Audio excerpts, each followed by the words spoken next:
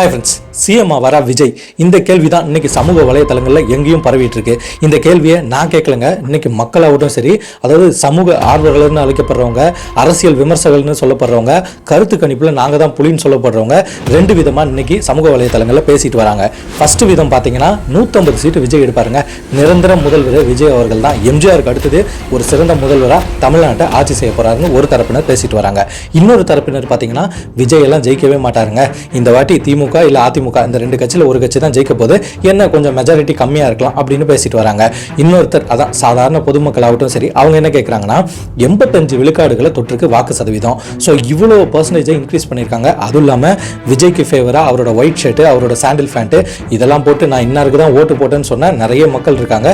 So இப்படியெல்லாம் இவ்வளோ percentage ஏறினதுனால அந்த வாக்கெல்லாம் எங்கே தான் போவோம், அப்போ விஜய் அவர்களை தான் எல்லாருமே ஓட்டு போட்டிருக்காங்க, அவர் தான் நெக்ஸ்ட் சிஎம்னு மக்கள் பேசிட்டு வராங்க.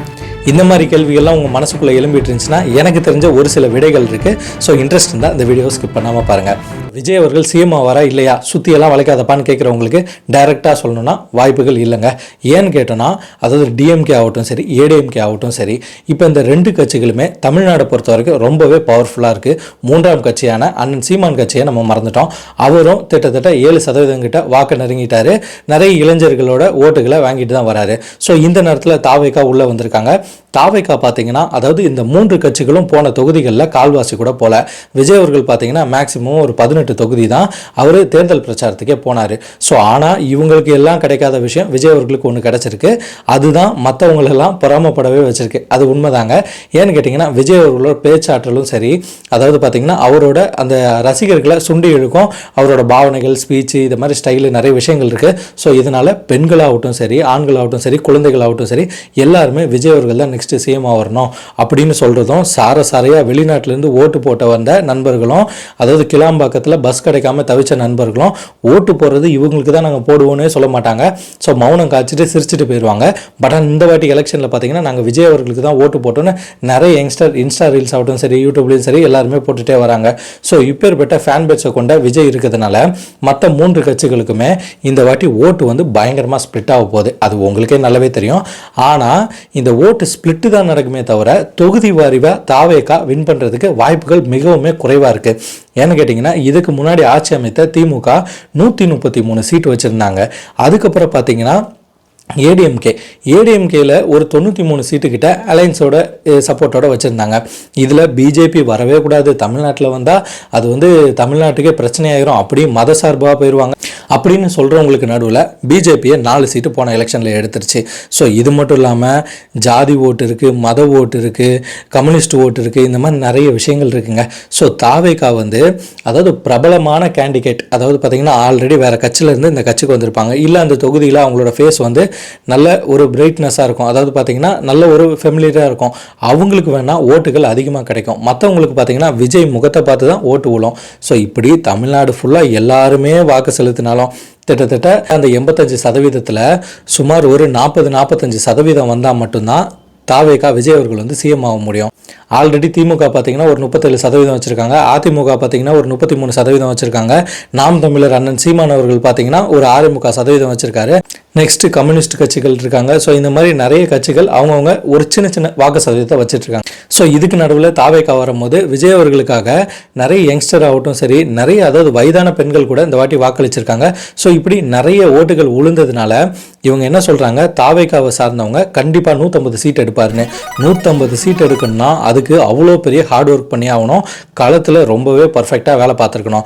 ஏன் பிரச்சாரம் போகிறது முக்கியம்னு பார்த்தீங்கன்னா, அதாவது பிரச்சாரம் போக போக தான் அந்த இளைஞர்கள்கிட்ட மக்கள்கிட்ட கொஞ்சம் எழுச்சியாகும், அப்போ தான் வாக்கு வந்து செலுத்துவாங்க. ஸோ நம்ம பிரச்சாரத்தை கம்மி பண்ணிட்டோம்னா எந்த அளவுக்கு அவங்கக்கிட்ட எழுச்சி கம்மியாக தான் ஆகும். ஏன்னு கேட்டிங்கன்னா, ஆல்ரெடி டிஎம்கேவோ ஏடிஎம்கேவோ என்டிகேவோ அங்கே இருக்கிற கேண்டிடேட் மக்களை வந்து சந்திச்சிருப்பாங்க, நிறைய பிரச்சாரங்கள் சந்திச்சிருப்பாங்க. ஸோ நிறைய பிரச்சாரங்கள் போனதுனால அந்த மக்கள்கிட்ட அதுவே மைண்டில் ஓடிக்கிட்டே இருக்கும். ஸோ அந்த இடத்துல அவங்க டிஸ்டர்ப் ஆகி பழைய கட்சிகளுக்கே தான் வாக்கு செலுத்திடுவாங்க. ஸோ இதனால தான் தாவேகா இந்த முறை சிஎம் ஆகிறதுக்கு வாய்ப்பு இல்லைன்னு நான் யூகிக்கிறேன். அது மட்டும் இல்லாமல் தாவேகா வந்து இந்த வாட்டி அவங்களோட வாக்கு சதவீதத்தை நிரூபிச்சிட்டாங்கன்னா சுமார் எனக்கு தெரிஞ்ச வரைக்கும் ஒரு 20% தொட்டுட்டாங்க, ஒரு 25% அதிகப்படியாக தொட்டுட்டாங்க, ஒரு சீட்டுகள்லையும் ஒரு 10 சீட்டுகளுக்குள்ளே எடுத்துட்டாங்க, இல்லை அதுக்கு மேலவே எடுத்துட்டாங்கன்னா கூட அவங்க நிரூபிச்சிருவாங்க. நெக்ஸ்ட் டைம் பார்த்தீங்கன்னா அவங்க கிட்ட மற்ற கட்சிகள் கூட்டணி கூட பேசுவாங்க. ஸோ அப்படி நிறைய விஷயங்கள் நடந்து அடுத்த எலெக்ஷனில் அவங்களோட ஆளுமை அதிகமாகவும் சிஎம் ஆகுறதுக்கு வாய்ப்புகள் அதிகமாகவே இருக்கும். ஸோ ஆனால் இந்த தேர்தலை பொறுத்த வரைக்கும், அதாவது இதுக்கு முன்னாடி ஆண்டுட்டு இருந்த கட்சியோ இல்லை எதிர்கட்சியாக இருந்த ஏடிஎம்கேவோ தான் இந்த வாட்டி சிஎம் சீட்டை பிடிக்கிறதுக்கு வாய்ப்பு இருக்கு. இதுல முக்கியமா நம்ம பார்க்க வேண்டியது விஜய் அவர்கள் எந்த வாக்காளர்களை இழுத்தாருன்ட்டு. அதாவது ஆல்ரெடி 37% வச்சிருக்க திமுக வாக்காளர்களை இழுத்தாரா, இல்ல ஏடிஎம்கே 33% வச்சிருக்க அவங்க வாக்காளர்களை இழுத்தாங்களா, இல்ல என்டிகே வாக்காளர்களை இழுத்தாங்களான்றதான் பொறுத்து இருந்து நம்ம ரிசல்ட் அப்போ பார்க்க வேண்டியிருக்கு.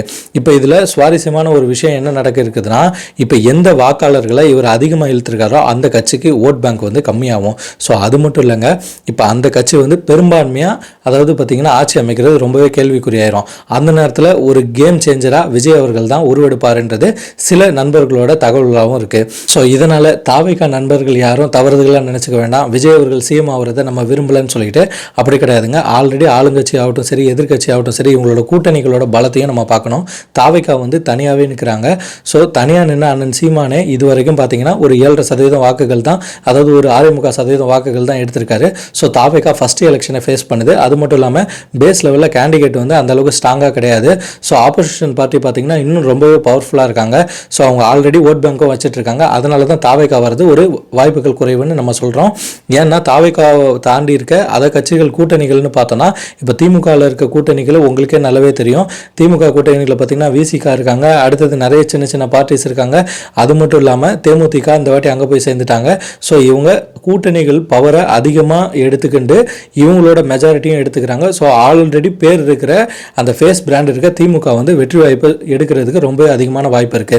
அடுத்தது அதிமுகவை பார்த்தோன்னா, அதிமுகவில் இருக்க கூட்டணின்னு பார்த்தீங்கன்னா என்டிஏ கூட்டணின்னு சொல்லிட்டு அதிமுகவிலே, அதாவது ஜான் பாண்டியன் அவர்கள் இருக்காங்க, டிடிவி தினகரன் அவர்கள் இருக்காங்க, அன்புமணி அவர்கள் இருக்காங்க. ஸோ இவங்க எல்லாமே ஓட்டை வந்து கணிசமான வாக்குகளை எடுப்பாங்க, தொகுதி வாரியாக அடிக்கிறதுக்கு வாய்ப்புகள் இருக்கு. அடுத்தது முக்கியமான விஷயம், அதிமுக விட்டு நாங்கள் வெளியேறிட்டோம்னு சொல்லிட்டு ராமதாஸ் அவர்களாகட்டும் சரி, சசிகலா அவர்களாகட்டும் சரி, இவங்க ரெண்டுமே கணிசமான ஓட்டுகளை அவங்களும் எடுத்துகிட்டு தான் இருப்பாங்க.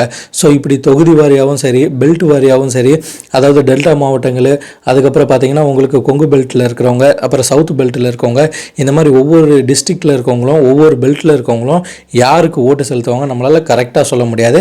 ஆனால் இதுக்கெல்லாம் 4ஆம் தேதி நம்மளுக்கு தக்க பதில் கிடைக்கும். ஸோ யாரும் தாவேகா நண்பர்கள் தவறுதலாக நினச்சிக்க தேவையில்ல.